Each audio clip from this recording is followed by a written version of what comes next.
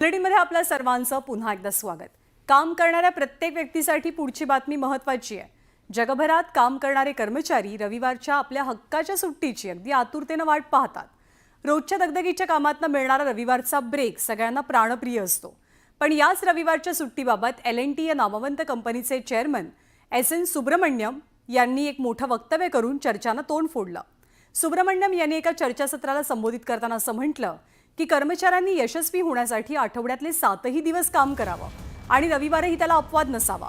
रविवारी किती वेळ तुम्ही बायकोला टक लावून बघाल, त्यापेक्षा कंपनीत या आणि काम करा। आपला देश आधीच जगभरात लॉंग वर्किंग आवर्स असलेला देश आहे।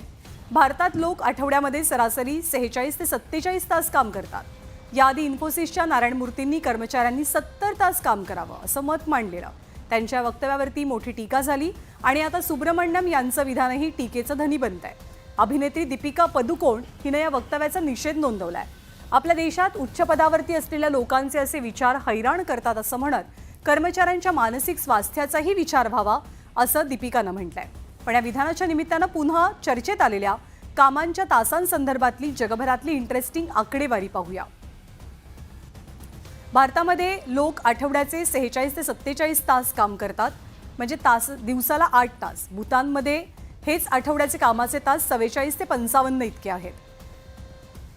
UAE मध्ये 50 ते 51 तास काम केलं जातं। कांगो देशामध्ये 48 ते 49 तास। कतारमध्ये कर्मचारी आठवड्यात 48 तास काम करतात। तर पाकिस्तानामध्ये हे प्रमाण आहे 46 ते 47 तास इतकं। चीनमध्ये आठवड्याचे 46 तास कर्मचारी काम करताना पाहायला मिळतात। त्यामुळे जगभरात कामाचे तास ही एक मोठी समस्या आहे। आपला देश आधीच लॉंग वर्किंग आवर्समध्ये मोडतो, म्हणजे आपल्या देशातले कर्मचारी तुलनेने इतर देशांच्या तुलनेत जरा जास्तच काम करतात आणि त्याचमुळे सुब्रमण्यम यांच्या वक्तव्यावरती वेगवेगळे मतप्रवाह पाहायला मिळतात, खास करून टीकाही ऐकायला मिळते।